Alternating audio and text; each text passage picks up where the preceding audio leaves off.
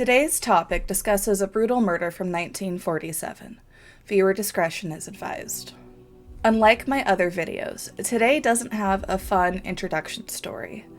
Today we're discussing the life and brutal murder of Elizabeth Short, also known as the Black Dahlia. Due to the most famous picture being of her in death, I'll have a small slideshow running of pictures of her in life, as she should be remembered. Thank you for understanding. Hi, I'm Jax, and this is Morbidly Macabre, the channel where I talk about morbid history, horror tropes, and other spooky topics that catch my interest.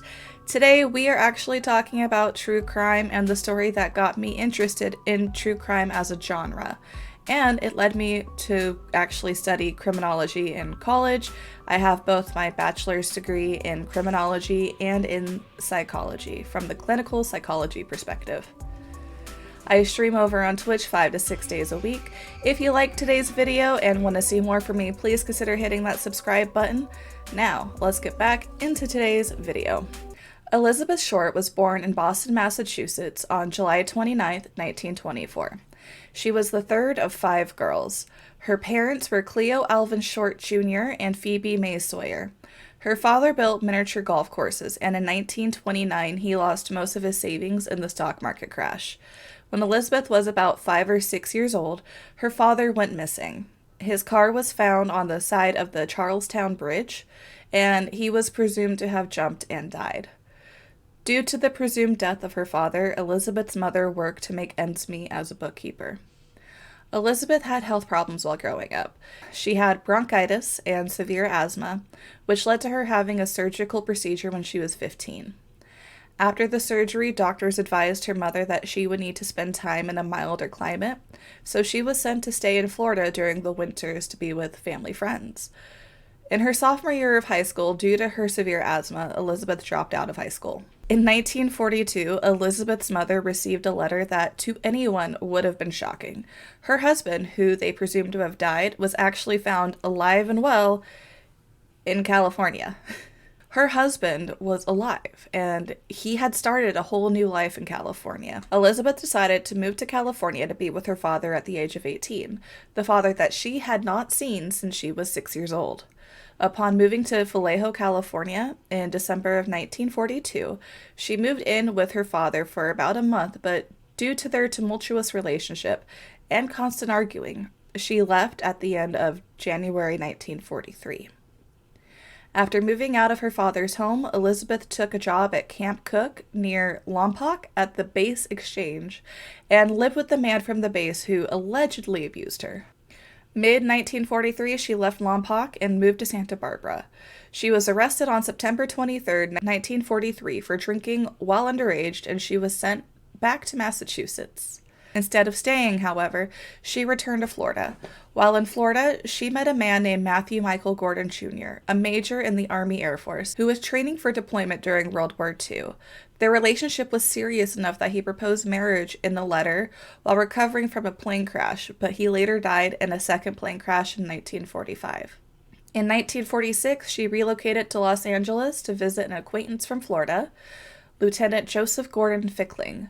She spent the last of her life living in and around the Los Angeles area, working as a waitress and renting a room. Editing Jax here. I did forget to mention in the video, but a lot of the news sources did claim that she was an aspiring actress. However, she has no credits to her name. So as far as we know, she might have been wanting to be an actress, but we're not certain if that's why she went to Los Angeles or if she just wanted to live in California.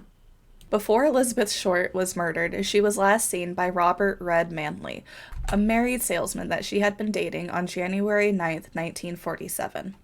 Manley dropped her off at the Biltmore Hotel, and allegedly she was planning to meet her sister later that day. The staff did see her using the phone in the lobby of the hotel, and then potential sighting later that day at a cocktail lounge about a half-mile away. She wasn't seen again until January 15th. On January 15th, a mom and her 2-year-old daughter were walking by a vacant lot in the Los Angeles neighborhood of Leimert Park. This next section discusses her murder. Viewer discretion is advised. If you do not wish to hear the details of her murder, please skip to the timestamp that will be in this corner down here. The mother spotted what appeared to be a white mannequin in the grass. The torso and legs were separated. Upon closer inspection, she left and called the police, as she noticed it was a dead, naked body of a woman, cut in half at the torso and completely drained of blood. Her face had been cut from ear to the corner of her mouth and then onto the other side, known as the Glasgow smile. She had cuts all over her body and her breast, and her intestines had been tucked neatly under the lower half of her body. She was posed to be as revealing as possible, with her arms over her head and her legs sprayed open, and she was carefully cleaned with gasoline. She was identified quickly, as her fingerprints were in the system from her arrest and a job that she had. The coroner estimated her time of death to be about 10 hours before she was found. There were ligature marks on her wrist, ankles, and neck, and she was missing her right breast. Autopsy results did indicate a hemicorporectomy. Her being cut in half was done after death. There is more information on the autopsy that can be found online. The investigation was huge. In total, 750 investigators worked on this case. The search was wide for clues. However, the case did go cold. A few things of note, though. On January 21st, 1947, a phone call was placed to the editor of the Examiner, congratulating the editor, James Richardson, on his coverage of the case and stating that the caller was going to turn himself in eventually. But first, he wanted to send some souvenirs. On the 24th, a manila envelope arrived with Elizabeth's birth certificate, some business cards, photos, and an address book of someone named Mark Henson. That same day, a handbag was found with a shoe. Both the envelope and the items were cleaned carefully with gasoline, like her body was.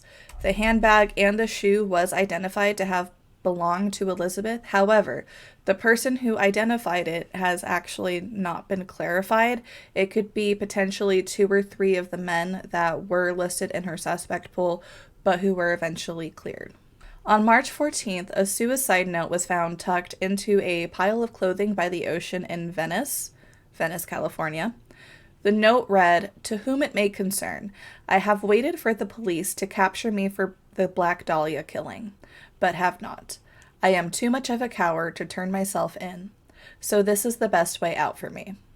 I couldn't help myself for that or this. Sorry, Mary." The pile of clothes gave no further clues as to who they belonged to. While there were a few suspects, including Mark Hansen mentioned earlier, they were cleared and the case went cold in spring of 1947. However, you cannot talk about this case and not bring up the media response at the time.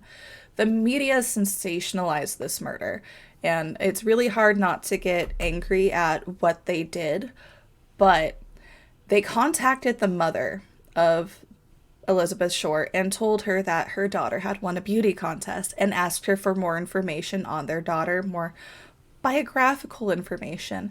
And then at the end of the call, once they got all the information they possibly could out of the mom, who was excited because her daughter just won a beauty contest, they then told her that her daughter died, and that's how she found out that her daughter was brutally murdered. And then the Los Angeles Examiner decided to fly the mom to Los Angeles to help with the police investigation, and then actually kept her away from the police to keep their source clean. And it was just, I wasn't very happy reading that part. It honestly made me very upset. The reporters also sexualized Elizabeth, making her out to be some dark lady of the night, or some dark seductress, or even at the time they made her as scandalous as a lesbian. And it just really sensationalized this murder, and honestly is probably why it's so well known as it is today, because of the media handling of the situation. As disgusting as it is probably why it became so famous. It was awful rumors that did not help her investigation at all. It was purely invented to sell papers. There was one suspect, however, that is pretty promising, and though he is now deceased, was probably the most likely suspect in my personal opinion. His name is George Hodel. Hodel was suspected of murdering his secretary, Ruth Spaulding, prior to Elizabeth's death. He fled the country and lived in the Philippines from 1950 and 1990. Now, if you're saying, Jax, this doesn't make it sound like he's actually a suspect. He just sounds like he killed one person. Why did he possibly kill a second? He also had training as a surgeon, and due to the hemicorporectomy that Elizabeth had, they believe that whoever did this was possibly trained or skilled as a surgeon or a butcher. And his son, Steve Hodel, was a homicide detective for LAPD who did say that his father probably was involved in some way. There was a grand jury report from 1949 that shows that his house was wiretapped, and he said, and I quote, "Supposin' I did kill the Black Dahlia. They couldn't prove it now. They can't talk to my secretary because she's dead. They thought there was something fishy. Anyway, now they may have figured it out. Killed her. Maybe I did kill my secretary." Of course, this is all speculation, as her murder does remain cold and unsolved. In pop culture, the murder of Elizabeth Short has been the basis of several true crime books, true crime podcasts, true crime TV show episodes. It's been on pretty much every true crime podcast I have ever listened to has had an episode on the Black Dahlia. And a lot of true crime YouTubers like the video that you're watching today. It was also a book written in 1987 called The Black Dahlia by James Ellroy, which was then turned into a movie featuring Mia Kirshner, both of which were heavily fictionalized. It was also an American Horror Story Murder House, which features the storyline of her having an abortion and then being murdered in the basement of the murder house, which was actually a common theory at the time, was that she was meeting somebody for an abortion, which was then very illegal, and that they murdered her, and to cover it up, they did what they did to her. One good thing that did come out of this, if anything good did, was this is what actually led to the California Sex Offender Registry. In 1947, State Assemblyman C. Don Field introduced a bill calling for a sex offender registry due to the case, and California actually became the first state to have registration for sex offenders and to make it mandatory. Well, that is all I have for you today. Thank you so much for joining me. Remember, if you liked today's video, please hit the like and the subscribe button down at the bottom. And if you have any topic ideas for future videos, please leave them in the comment section below. I am currently streaming 5 to 6 days a week over on Twitch. Normally these videos come out every Friday. Due to the nature of this one, I did take a week off in between. And next week I will have another video for you ready Friday at 10 a.m. Thank you once again so much for joining me, and remember to stay curious. Goodbye.